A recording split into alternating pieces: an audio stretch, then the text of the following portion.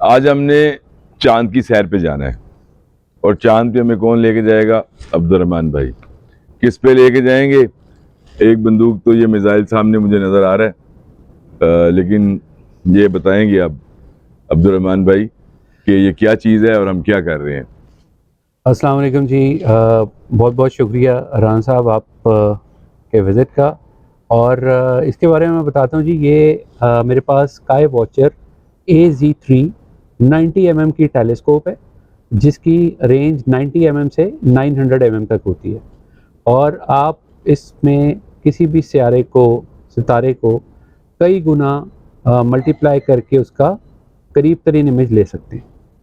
तो आज हम आपको जो चंदा मामू हैं जी उनका करीब से नज़ारा कराएंगे। जी बिल्कुल बिल्कुल। अच्छा, क्योंकि आप सब लोग जानते हैं कि ज़मीन सूरज के इर्द गिर्द घूमती है और ये 24 घंटे में हम दोबारा उस चक्कर के बाद आ जाते हैं और 30 दिनों में तकरीबन हमारा एक महीना कंप्लीट होता है। इसी तरह चाँद भी ज़मीन के इर्द गिर्द एक चक्कर काटता है और तकरीबन 27.5 दिनों में उसका एक चक्कर पूरा होता है। इसी हिसाब से आपको पूरे महीने के अंदर चाँद की मुख्तलिफ शक्लें नज़र आती हैं। हाँ, तो यानी कभी चांद बिल्कुल बारीक लाइन होती है, कभी आधा होता है, कभी पूरा होता है। वो क्या वजह होती है? असल में चाँद अपनी जगह पूरा मौजूद होता है, सिर्फ ये सूरज की उस पे लाइट के हिसाब से डिफरेंट वक्त के अंदर, डिफरेंट दिनों के अंदर उसकी लाइट मुख्तलिफ एंगल से पड़ती है और आपको उसका एक हिस्सा रोशन होता जाता है। सही। जिसमें आपको शुरू में हिलाल नज़र आता है, उसके बाद उसको आधा आपको चाँद नज़र आता है, फिर 14वीं को हम एक फुल मून का नज़ारा करते जी हैं हाँ। और फिर वो आहिस्ता आहिस्ता मध्यम होता हुआ तकरीबन 27-28 तारीख को महीने की जो चाँद का महीना होता है उसमें वो गायब हो जाता है। फिर वो दोबारा नमूदार होता है 1 तारीख को। जबरदस्त। ये बताइए अब्दुर्रहमान, ये मतलब आपने मोबाइल लगाया हुआ है, ये होल्डर है, ये क्या चीज़ें हैं? अच्छा, इसमें ऐसा होता है कि जो टेलीस्कोप है इसके साथ हम एक आंख से तो देख सकते हैं, इसका आई-पीस एक होता है। तो उसका ज़रा ज़्यादा क्लियर इमेज लेने के लिए और उसकी तस्वीर लेने के लिए मैंने इसके पीछे एक ये होल्डर है, मोबाइल का होल्डर, ये सेपरेट मिलता है, इसके साथ नहीं होता।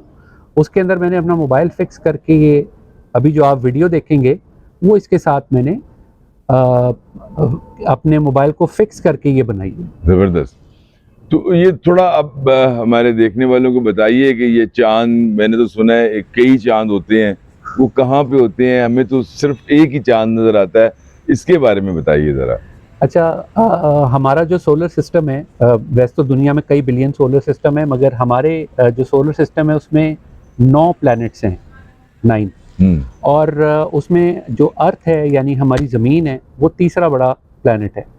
इस प्लैनेट का एक चाँद है, मगर अगर हम इसके अलावा स्टडी करें तो बहुत सारे प्लैनेट्स के यानी इवन सैटर्न के एज़ पर नासा 83 मून्स है। अच्छा।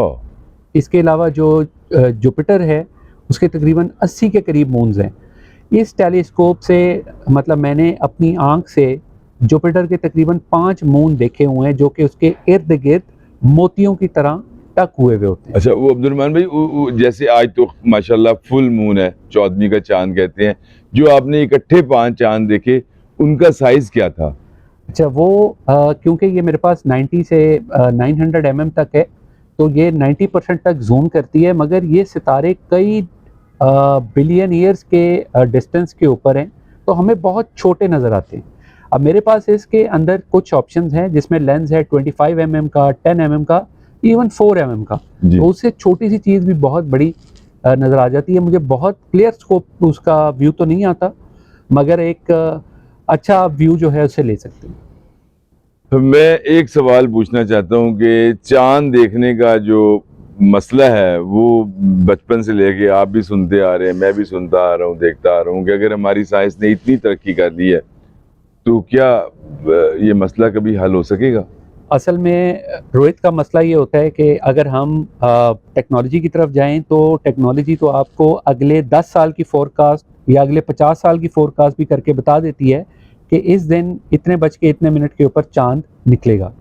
मगर अगर आप स्पेशली ईद का चांद और हम इस्लामी महीनों के हर महीने की चांद की बात करें तो वो जब तक आंख से ना देखा जाए, उसके बारे में शहादत मौसूल ना हो, उसको जो है वो इम्प्लीमेंट नहीं किया जाता। सही। इस वजह से ज़मीन के तकरीबन इक्वेटर को अगर हम दरमियान में से काट दें, एक हिस्से के ऊपर हम पाकिस्तान में रहते हैं और जिसको हम अपना सेंटर मानते हैं वो सऊदी अरब है। वहाँ पे जो चाँद का नज़र आना होता है वो हमसे इक्वेटर के ऊपर थोड़ा सा नीचे है। वहाँ पे व्यू डिफरेंट होता है और हमारे पास व्यू डिफरेंट होता है।